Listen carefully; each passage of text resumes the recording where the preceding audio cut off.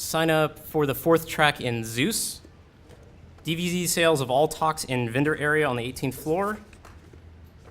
And there is lots to see and do in the pavilion. And then I think the egg races and sack hopping is later. So anyways, hi, I'm Kevin Williams, and again, I'm here to talk to you about information security and Star Wars and what I call Death Star threat modeling. The objectives here is we're going to talk about the basics of what threat modeling is, identify threats, risks, vulnerabilities, how this can be integrated into a software development lifecycle, and then basically we're going to use Star Wars to kind of aid in the comprehension of all this. A little disclaimer, of course, no way endorsed by Lucasfilm or Lucas or any of that junk, and this will hardly be the worst case of copyright infringement you'll see here this weekend. A little background, this is just basically I'm not some joker off the street, I kind of know what I'm talking about. I hate to admit it, I was a Fed prior to this. I was in the Air Force 10 years. 3 years of that I did information warfare. Currently I'm a consultant, getting paid for being a know-it-all. My background's in software engineering, and currently I'm a grad student in information security at Our Lady of the Lake University. Plug for them. They're one of the 80 NSA certified centers of academic excellence in information assurance. So this is one of my favorite quotes here. This is from Sun Tzu's The Art of War. If you know the enemy and you know yourself, you need not fear the result of 100 battles. If you know yourself but not the enemy, for every victory gained, you'll suffer defeat. And then if you know neither the enemy nor yourself, you'll succumb in every battle.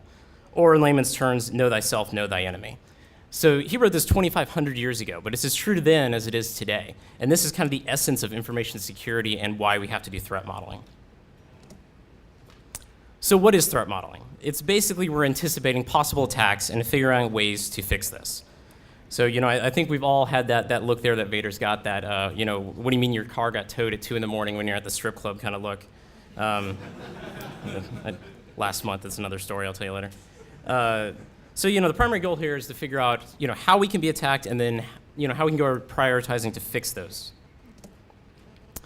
So I use the term Death Star threat modeling because it's really easy for people to grasp this. It's a common memory. Everybody shares it. We all know as soon as we say that term what we're talking about. And I've used this for years with my troops in the military and then my coworkers now to explain what these things are. Because people throw around the terms threat and risk all the time that, driving down the highway is risky. Well, that doesn't mean the same thing as it does in information security. They have very specific words. So it's really good to get everybody on the same page. So if you're in a room with somebody and they say, when you say threat, do you mean what I mean when I say threat? And this right here, I'm sure we all remember this game. This is kind of the essence of what we're talking about. What's the chance of the X-Wing getting that proton torpedo to go down that little hole? So this is basics of Death Star threat modeling. So first off, you have your asset. That's a valuable resource, right? This would be your application, your website, the program you're coding, what have you. And that has a vulnerability, which is an exploitable weakness. In this case, it's the exhaust port that somebody didn't put a screen over. And then there's the threat. That's the thing that's going to come in and it's going to try to do harm. It's going to try to exploit that vulnerability. So then the risk is the chance of that occurring. So what's the chance the proton torpedo is going to hit the wall versus it's actually going to go down in the hole? And then lastly, a countermeasure. That's something that you put in place to reduce the risk. And this, in a sense, is threat modeling. But in this context, we use a little Star Wars clip art to help you guys remember. So let's break these down. Your asset. This is anything with value. Now that value can be perceived or it can be literal value. So there's things that you may consider, a commodity or a resource like, disk space or your IP addresses or something like that. To an attacker, these have value to them because they can leverage them to do other nasty things. And basically, if it's worth having, it's worth protecting. And that goes for everything. Vulnerabilities. This is an exploitable weakness. It's something that's not supposed to be there, and it can hurt you. That's the bottom line. So this can come in the form of unintended functionality, bugs, glitches, errors. These are things that happen that you didn't expect to happen or intend to happen. Versus intended functionality, which is design flaws, assumptions in the code. It never occurred to me that they could use that portion of my application to hurt me or somebody else. These are still vulnerabilities, whether or not it's a glitch or an error. Threats. This is what is causing you harm. It can be a person, it can be man-made, it can be natural. A natural disaster is a threat. Maybe not something that we always think about when we look at information systems, but HVAC, fire suppression, UPSs, those kind of things are countermeasures to natural disasters. And it really doesn't matter what the intent of that threat is. It could be the insider threat, somebody who's intentionally trying to hurt you, doing it manually. It could be automated, somebody just doing ping sweeps, what have you. So it doesn't matter if it's chosen, indiscriminate, it's all a threat. And then the risk. Again, that's the likelihood that the threat's going to cause harm. So the little pseudocode here that, the threat probability plus the severity of the vulnerability equals your amount of risk. So the more likely something is to happen, and the worse it will be if that thing happens, the more risk you have. And you just remember, you will always have risk in any system. If you didn't have risk, then you basically wouldn't have a system. So you're not going to have anything that has no user interaction, that isn't online, that isn't storing something that's of some value. If you did, it'd be a self-contained running thing. So a countermeasure. These are the controls that reduce risk to an acceptable level. That's the key word, is acceptable. You're never going to get rid of risk. You're always going to have risk. And there's always going to be things that you're not going to know that are going to hurt you. But the basic idea is here, you have to balance it against both the risk and the asset. So again, a little pseudocode here. The cost of the control, that is whatever it is we're implementing, has to be less than or equal to the asset. Otherwise, it's not worth it. We're not going to spend $1 million to protect something worth 100. And then the protection that we're implementing has to be, stronger or at least equal to the risk that's happening. Otherwise it's not worth it. And so how do we use threat modeling? Okay, this is just the basic, 5-step process. The first thing is identifying critical resources. You got to know what you have if you're going to protect it. So then you got to figure out, how it can be harmed, stolen, broken, what have you. And so these again are your assets and your vulnerabilities. Now critical resources is it's completely subjective. What's critical to one person in one system is not critical to another. You start thinking about it. You got a web application, so you've got the web layer, and you got your routers and your servers, and the database layer, and then the backup, and so then you have to make some sort of determination which of those is the most critical. If something's got to go down, which one can I accept? And then 2, it's just the best guess is what's going to cause harm. So you just got to look at these critical resources and say, okay, what are the possible threats to my web server? I could be hit by a flood, I could be denial of service, et cetera, et cetera. And these are what your threats and risks are. Next, you want to determine every possible way of preventing or reducing the damage, and then compare the cost and implementation. What we talked about, countermeasures. And again, just brainstorm. So you sit there and think, okay, so I'm worried that somebody's going to denial service my web application. So what are the things I can do against that? Well, I could do load balancing, I could do some sort of this or that, or I could just take the thing offline. That would be a way of stopping it, right? So, but then step 4, we want to implement the best control and evaluate it, right? So my e-commerce site, is taking it offline the best solution to that problem? So maybe not. So then we want to document those results and lessons learned. Dear IT staff, I found out that taking the web server offline is not the best idea. So, and the most important part of step 5 is continued process improvement, is to take what you learned and go back and do it all over again. So now let's go through and identify all the parts that we just talked about. So asset management is key here. You got to know what you have again, where it's located at, who's responsible for it. How do we get another one? If the server goes offline, can we get a second one somewhere? And don't lure yourself into a false sense of security with that idea, well, that happens to other people. Nobody would want to attack my system. We'd argue that if you have a system, it's online, it accepts user input, it's going to be attacked. Vulnerabilities. Now, this is the hard thing to find, is because if you knew there was a vulnerability there, you wouldn't have to look for it. You would probably fix it. So the hard part here is we're trying to find something that may or may not exist. So we want to both look at it internally and externally, doing things like penetration testing, white box, black box scanning, looking at it from the security from the outside looking in or the inside looking out, source code analysis, looking at it in both a static and a dynamic state, executing the code or also looking at the code itself for flaws. And again, back to Sun Tzu, you have to know yourself and the enemy. So you got to know what you have going on in your own system. So identifying the threats, you're never going to know all the threats that are out there. The best thing you do is make a best guess, an educated guess. Stay current. with current events, read the blogs, forum posts, what have you. And the best thing is be proactive. Don't wait till you're attacked. Don't wait till somebody hits you before you do something. And then identify areas where the CIA triad is affected. And this is kind of like a basic information security 101 kind of concept. The CIA stands for confidentiality, availability, and integrity. So when you're looking at your system, think, okay, where in my system is confidentiality important? Am I storing something that other people wouldn't want to see? Passwords, credit cards, phone numbers, social security, what have you. How can that confidentiality be compromised? The integrity. Are people relying on my system and the data it serves to be what it's supposed to be? Is there some sort of assumption or reliability involved in it? So if I'm ordering a product on eBay, I want to make sure that that is the actual product and it's not something false. And then availability, this is denial of service. We want to make sure that these assets are there when our customers, our clients, want them to be there. So this kind of makes up the CIA triad. So when you talk about information security concepts, like take cryptography, for instance. Cryptography always enhances confidentiality because you're making it more private. It enhances the integrity in the sense that it's been encrypted, so using like PKI and digital signature stuff, you can assume that it hadn't been contaminated en route. But cryptography will only ever hamper availability. You can't encrypt something and make it more easy to access. So these are just kind of like ideas, concepts you want to keep in mind when you look at these things.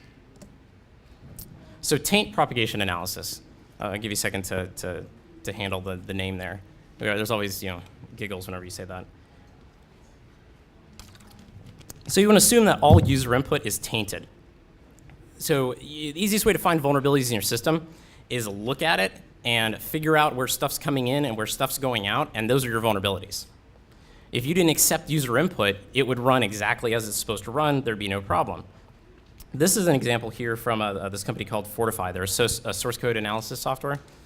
And here's an example of what we call taint analysis. So, up here at the top, we're taking in a user argument. It's being stored here as args. Then those arguments are being passed into username string. And then that's being concatenated with this SQL-like statement for this query string. And then that's being executed, right? That seems perfectly fine, right? So I put in Bob. Bob gets eventually transferred down here to query, and then it executes and looks for a username and password equal to Bob, right? No problem. But what if I put Bob semicolon and then something bad afterwards? That's the essence of a command injection attack. So again, this is a very basic, kind of academic example, but this is the kind of stuff you want to do. You want to look, where the stuff's going in, where it's bouncing around internally, and what happens to it once it's in there. A good example, I was working with one of our developers, and they had this disk-based backup system.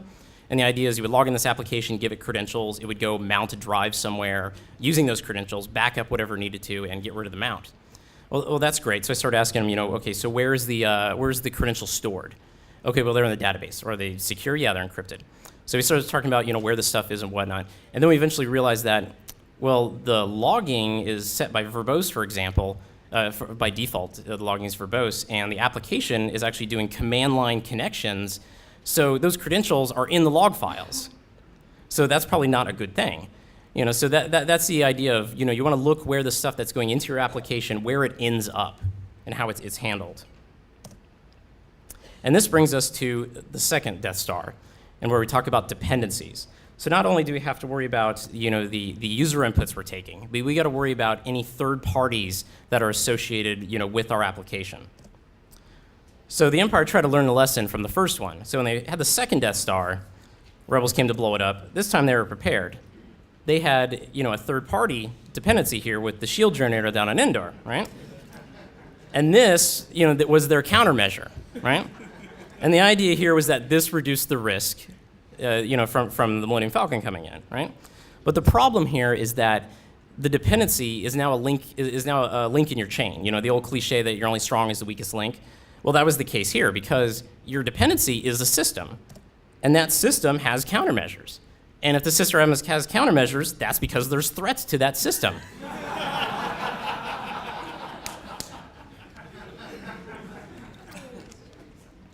So essentially what happens is by having a dependency, you inherit their threats.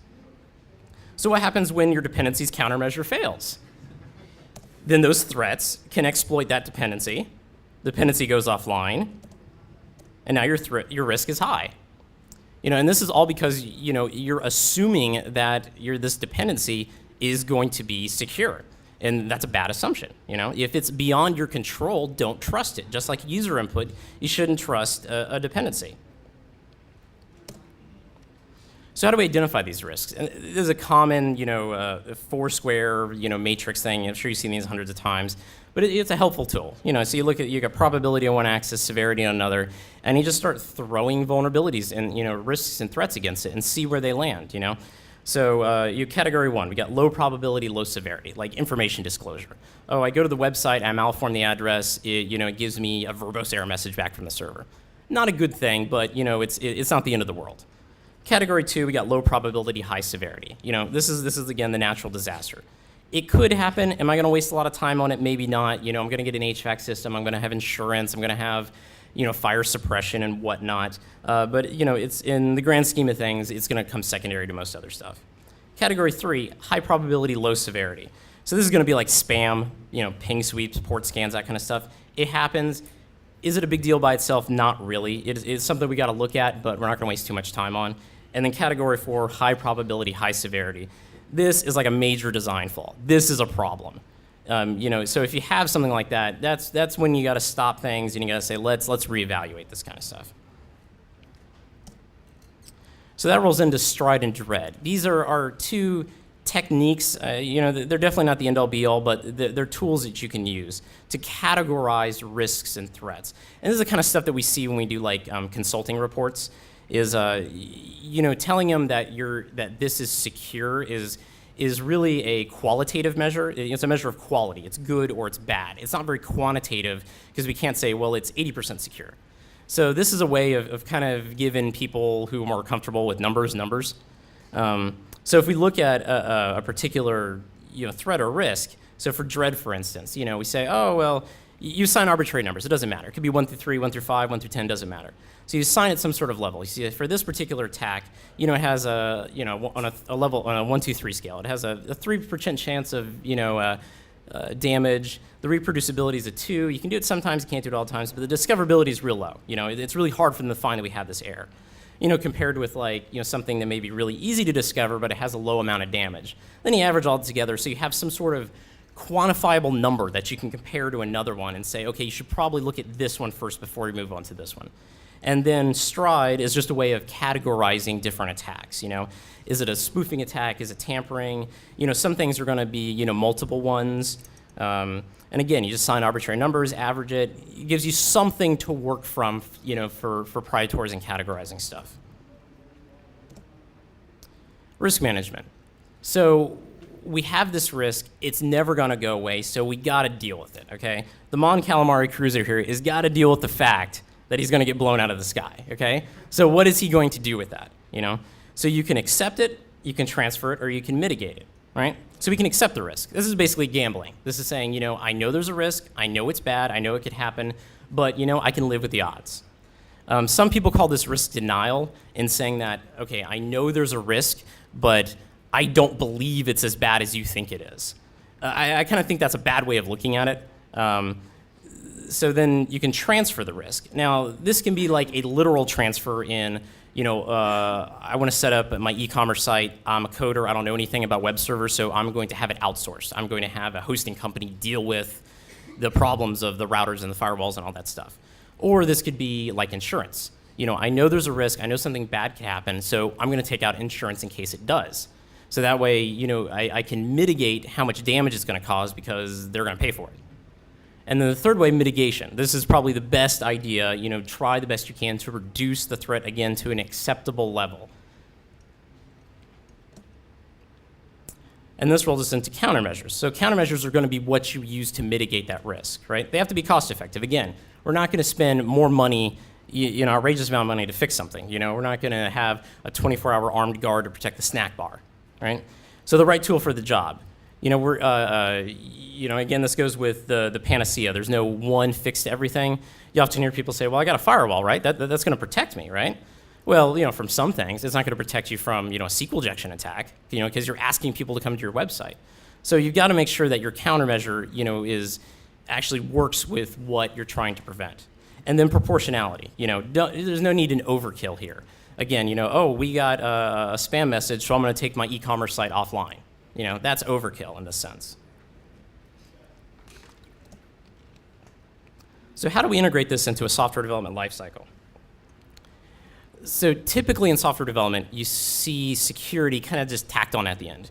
The guys build it, it gets to some testing stage, and then there's some sort of security testing that goes involved. Or, oh, hey, let's invite that guy from the security group over to sit in on our Q&A session. All right, but the idea here is we really want to integrate this thing in the lifecycle from start to finish. So the initial requirements gathering, does this thing have to be over HTTPS? Are you storing something sensitive? How sensitive is it?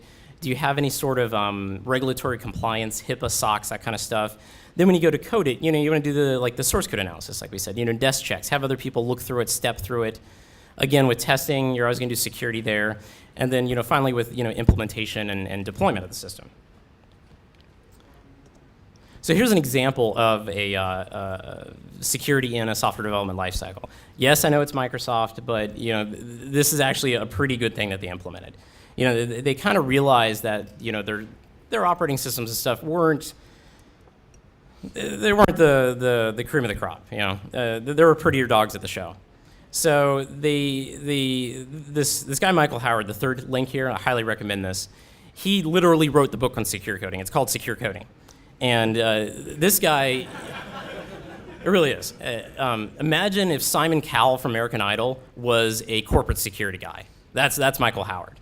So he basically sat down and said, okay, we need to do something during the development thing because this is ridiculous having to patch all this stuff afterwards. So this is kind of the secure development lifecycle that they came up with. So every time they develop a new thing at Microsoft, they run through this process. So you can see the first step is training. So these are coders that have been there for who knows how long, but every time they start a new process, they're required to go to security training. But that's a good thing, because you're never going to be aware of everything, and you got to stay current with the thing, with all the new security developments. You can see that then they go ahead and analyze the risk, design. They do threat modeling. You see, I'm not making this up. It's right here. They specify tools, and it goes on throughout the life cycle. And there's white papers and all kinds of examples out of the websites here that they talk about. They've got some metrics that, we reduced the amount of, 1 year patches by 70% or whatnot. There's different things that they have on the website, that kind of validate the fact that all this works. So here's my favorite example of real-world threat modeling. So I have a 6-year-old daughter, and we got her this thing called Alphabet Pal. And it's made by this company called Leapfrog. Makes all these educational toys. So it's got these, you see it's got the letter feet along the bottom, and you can put there's a little switch there, you put it on a mode, you hit the letter, it says A, B, C. Put another one and play songs. Well, one of the modes is phonetics. And so you put it on the switch, and you hit F, and it goes F, and you hit K, and it goes K, and you hit S, and it goes Sh, and you hit T, and it goes T. Do you see where I'm going with this? So one day, she's just like mashing keys on the thing, and I hear it go, hee hee, that tickles. I was like, what was that about? So I picked the thing up and I started pushing things, and I realized on certain combinations or patterns, it laughed. And so I started looking at it more, and being a troublemaker, I started trying to spell curse words. And whenever I put in that last letter, it laughed at me. And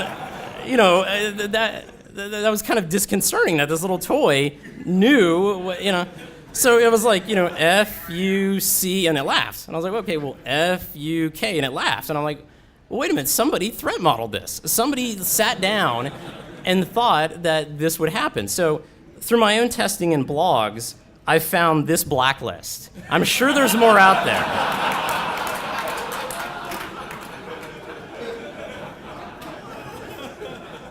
If you need any of these explained, see me afterwards. I can let you in on the joke.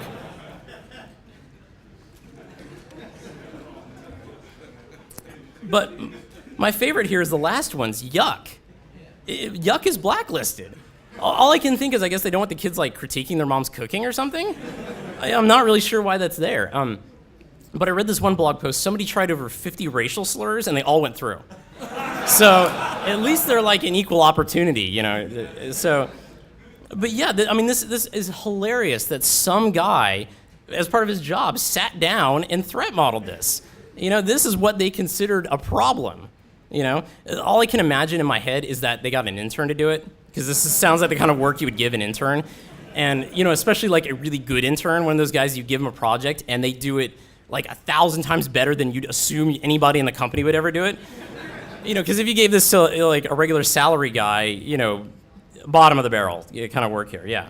But this is a perfect example of threat modeling. So the key points, the takeaways here is that, you want to know yourself, know the enemy. Again, back to Sun Tzu again. Again, you want to never trust user inputs or dependencies. They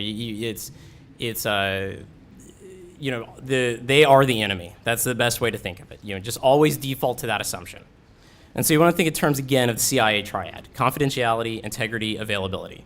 And then again, the most important part, the rebels were terrorists. Long live the Galactic Empire. And I realize I talk way too fast.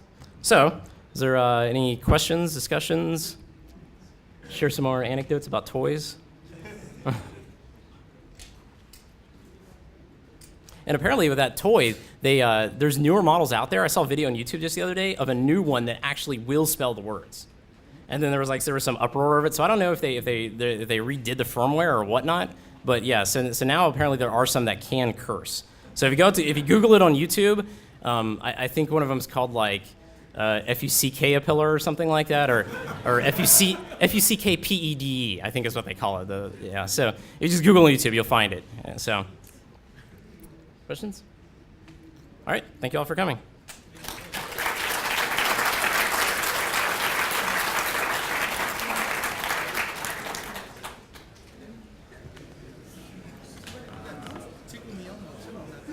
Yeah, they go and hack the sound chips and stuff. Yeah. Hey, how you doing? Slides available? Yeah, they're going to be, here, let me give you a business card. They'll probably be on I wasn't advertising my company, but they'll be on that website, probably on dinnergroup.com or on the blog.